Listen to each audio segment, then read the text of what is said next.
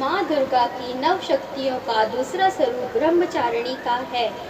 यहाँ ब्रह्म शब्द अर्थ तपस्या है। ब्रह्मचारिणी अर्थात तप की चारिणी, तप का आचरण करने वाली भी कहा जाता है। वेद स्तत्व, स्तत्वो ब्रह्म वेद तत्व और तप ब्रह्म शब्द के अर्थ हैं।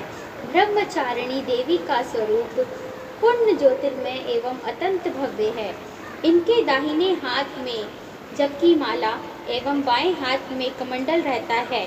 अपने पूर्व जन्म में जब यह हिमालय के घर पुत्री रूप में उत्पन्न हुई थी, तब नारद के उपदेश से इन्होंने भगवान शंकर जी को पति रूप में प्राप्त करने के लिए अत्यंत कठिन तपस्या की थी। इसी दुष्कर तपस्या के कारण इन्हें तपश्चर्याचारिणी अर्थात ब्रह्मचारिणी नाम से अभिहित किया गया।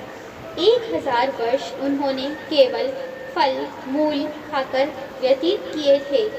100 वर्षों तक केवल शाक पर निर्वाह किया था। कुछ दिनों तक कठिन उपवास रखते हुए खुले आकाश के नीचे वर्षा और धूप के भयानक कष्ट सहे। इस कठिन तपस्या के पश्चात 3000 वर्षों तक केवल जमीन पर टूटकर गिरे हुए बेल पत्रों को खाकर वह अहरनिश भगवान शंकर की आराधना करती रहीं। इसके बाद उन्होंने सूखे बेल पत्रों को भी खाना छोड़ दिया। कई हजार वर्षों तक वह निर्जल और निराहार तपस्या करती रही।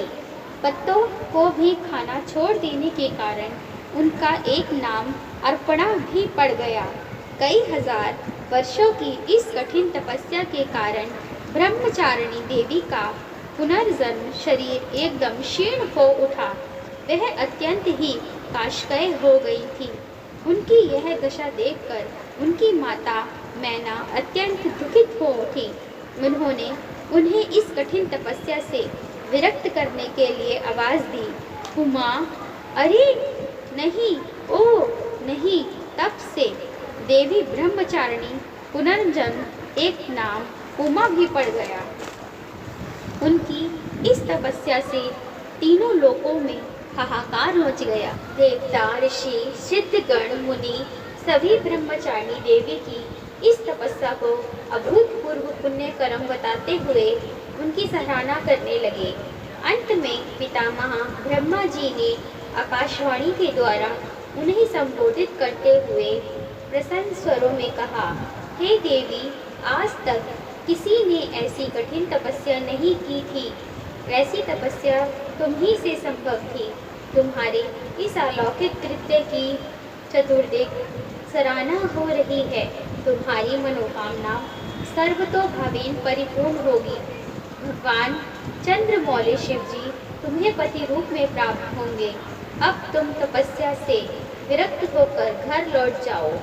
शीघ्र ही तुम्हारे पिता तुम्हें बुलाने आ रहे हैं। माँ दुर्गा जी का यह दूसरा स्वरूप भक्तों और सिद्धों अनंत फल देने वाला है।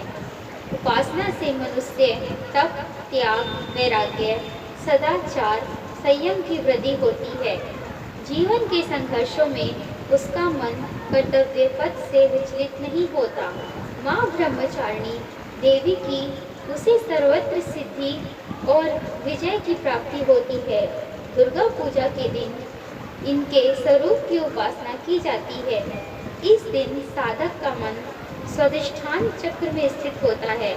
इस चक्र में अवृतक मनमाला योगी उनकी कृपा और भक्ति प्राप्त करता है।